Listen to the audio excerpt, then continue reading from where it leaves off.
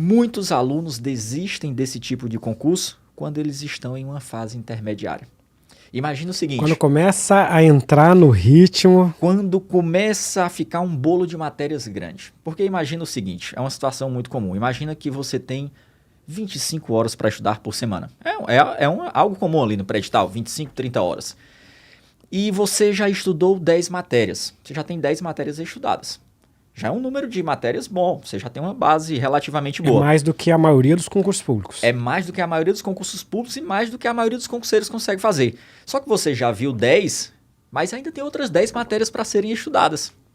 Então você começa a ter que ter um jogo de cintura muito bacana. Você precisa conciliar a revisão dessas disciplinas estudadas, que é mais rápido, revisar é muito melhor do que você estudar algo novo, mas em compensação você tem que dedicar muito tempo para aqueles conteúdos novos, porque quando você está estudando algo novo, que você está compreendendo ainda aquele assunto, isso demanda muito mais tempo.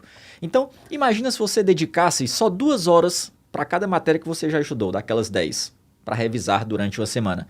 Isso já te consumiu 20 das 25 horas que você tem. Como é que você vai estudar outras 10 matérias novas com 5 horas?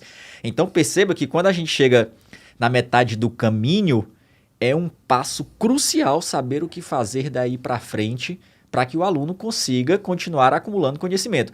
Porque eu costumo dizer que um dos maiores desafios do concurseiro de alto nível é acumular uma quantidade absurda de conhecimento. Esse é um dos grandes desafios. Às vezes você não é um expert, um super especialista numa matéria, mas você tem que entender um pouquinho de cada uma, né?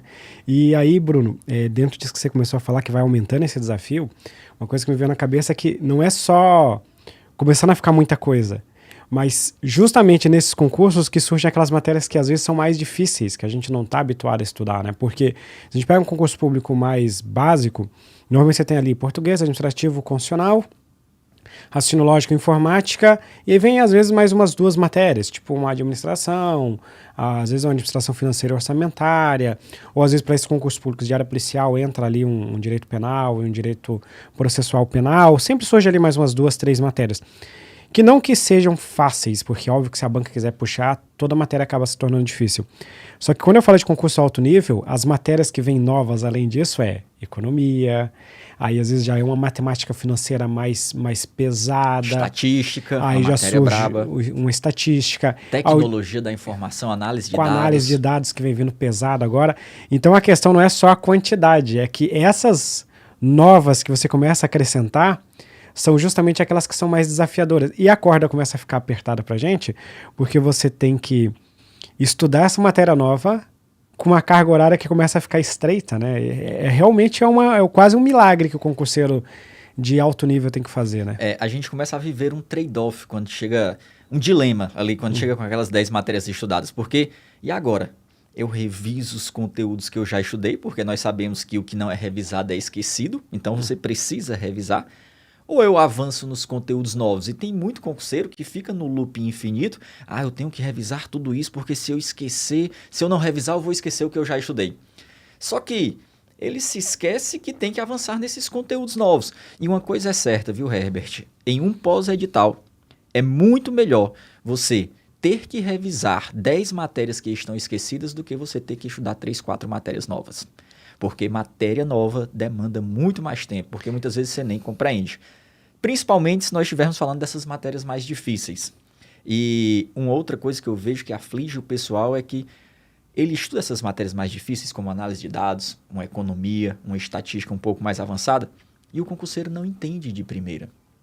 Ele não consegue compreender muito bem. E aí ele já se desespera, porque, nossa, como é que eu compreendi o constitucional? Como é que eu compreendi o administrativo?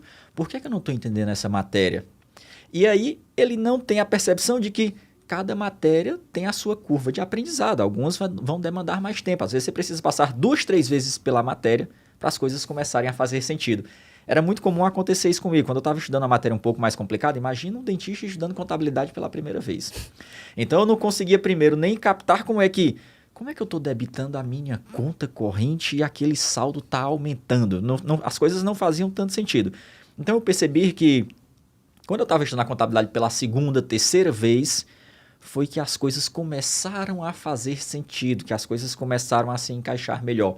Então nós temos que ter essa consciência de que algumas disciplinas vão demandar mais tempo para você se familiarizar com aquele conhecimento. Você tem que deixar o processo fluir. Você não pode querer achar que vai aprender tudo da primeira vez que está estudando aquilo, porque senão você vai ficar num loop infinito das primeiras aulas e acaba desistindo.